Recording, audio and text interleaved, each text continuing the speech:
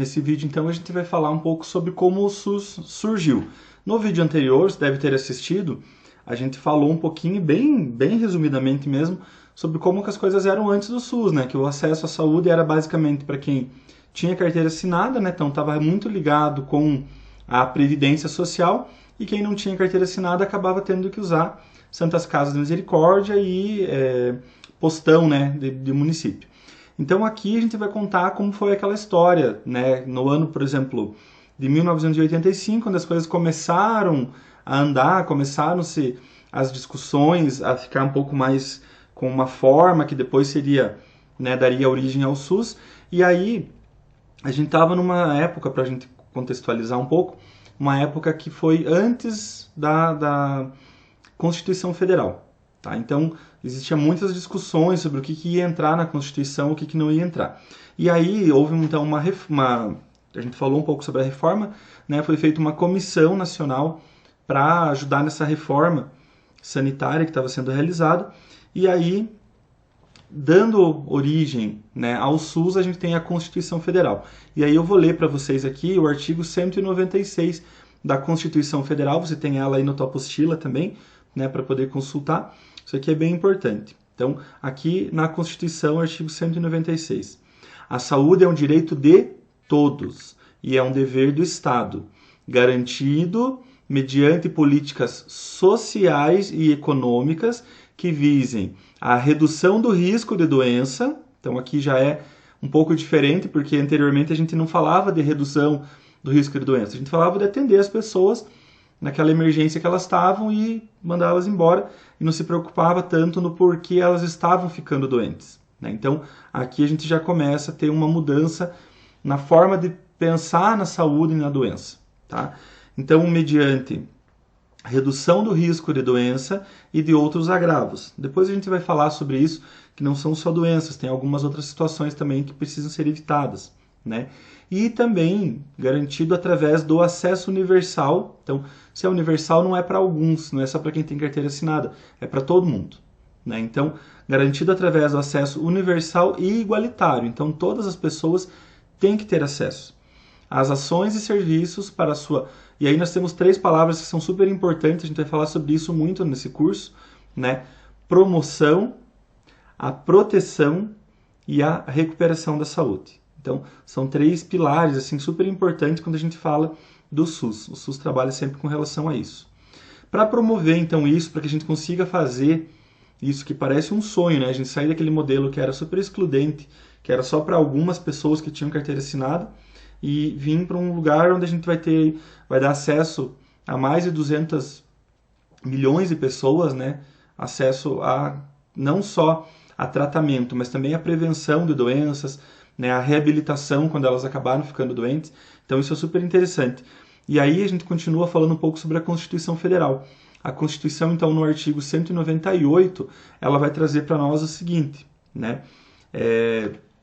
Sobre a criação do SUS, na verdade, né? As ações e serviços públicos de saúde integram uma rede. Essa rede é o SUS. Essa rede é regionalizada e hierarquizada. O que significa isso? Regionalizada quer dizer que as coisas vão acontecer de certa forma um pouco diferente de acordo com a região do Brasil. O que quer dizer isso? O que a gente tem aqui no Sul é diferente do que a gente tem no Nordeste do Brasil ou no Norte do Brasil. As doenças são diferentes, o clima é diferente, né? O acesso é diferente, né? A estrutura de saúde é diferente. Então, antigamente, o que acontecia? As coisas vinham muito engessadas, de cima para baixo. Brasília, né, o Ministério da Saúde decidia que ia ser de uma forma e vinha, e aquilo ali tinha que se aplicar a todas as realidades. Na verdade, isso não funciona. Então, hoje, as coisas são, né, regionalizadas. O que significa isso?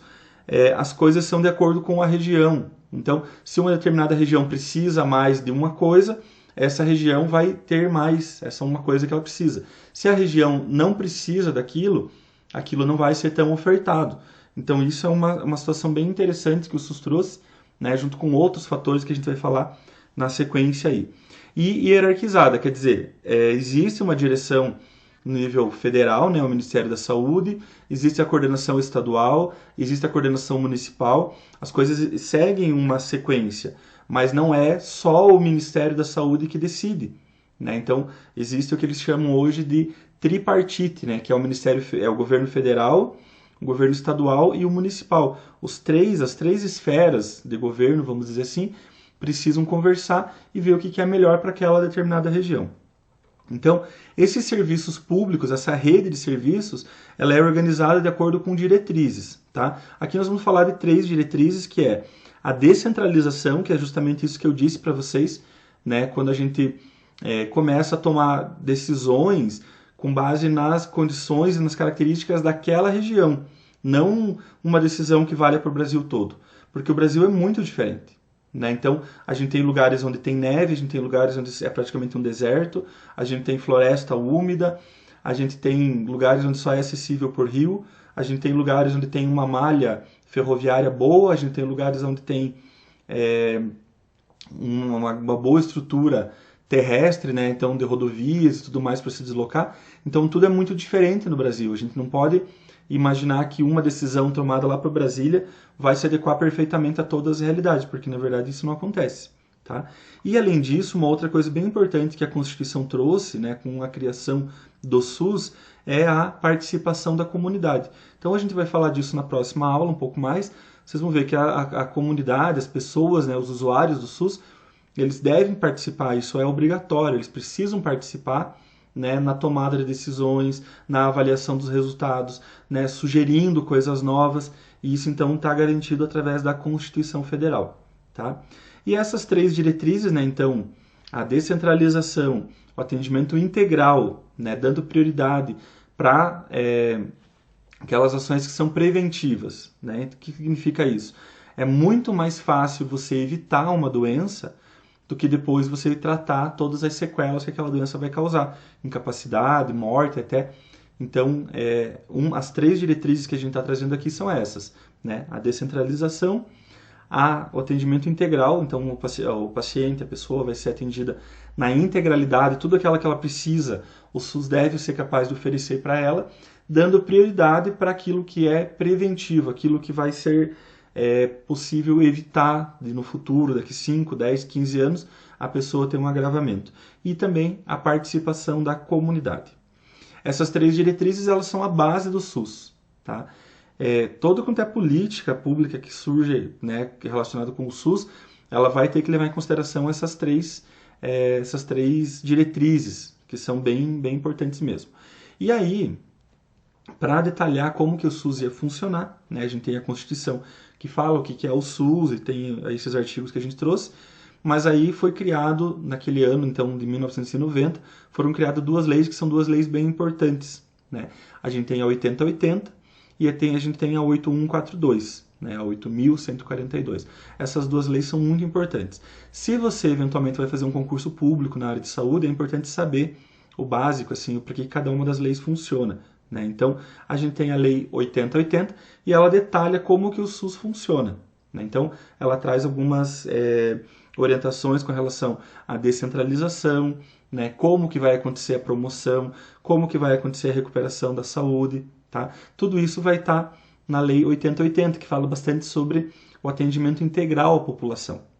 Tá? Então, a Lei 8080 explica um pouco melhor como que o SUS vai funcionar.